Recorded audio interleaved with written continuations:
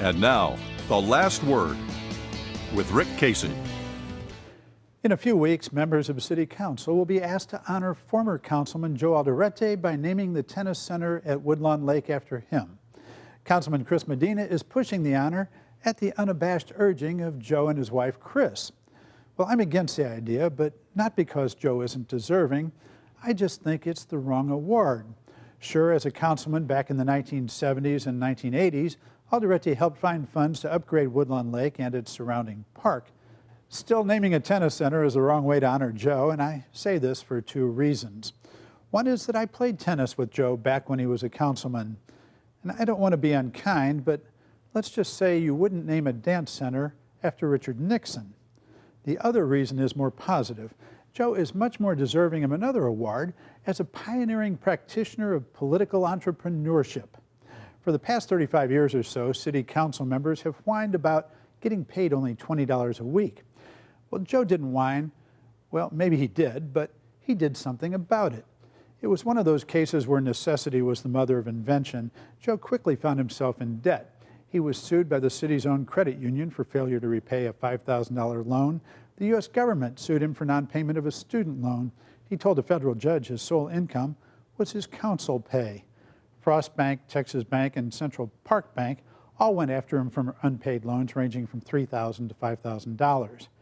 Northside developer Jim DeMent said he loaned Joe a couple $1,000s as part of a group of business leaders who wanted to help him take care of the debts. DeMent told the San Antonio Light he never expected to be paid back. "We were trying to help him out of a bind," he said. "I looked at it as throwaway money." It must have been so humiliating to Joe, so he came up with a better way to make money, one that would also help others. He would raise money for charity and take a cut. Now, here's an example.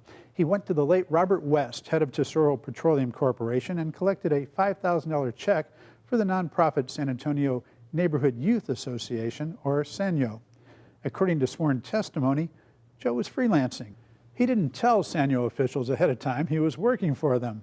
I guess he wanted it to be a surprise.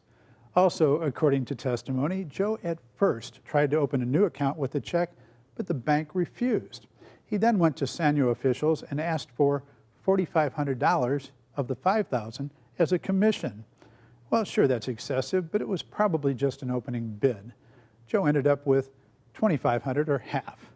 That's still a pretty good commission, but then Joe did have the negotiating point, stated or unstated, that City Council had to approve a major federal job training grant that SANYO relied on. Some scolds in the media thought it was a pretty good scandal, but Joe's conscience was clear.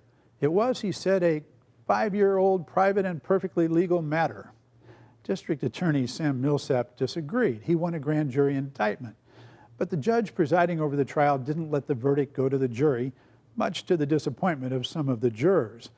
The judge ruled that SANYO officials, who were not on trial, committed the crime by paying Joe, but that Joe was innocent as a legal matter. I told you Joe Alderete was a pioneer. I say, name the tax collection office after him.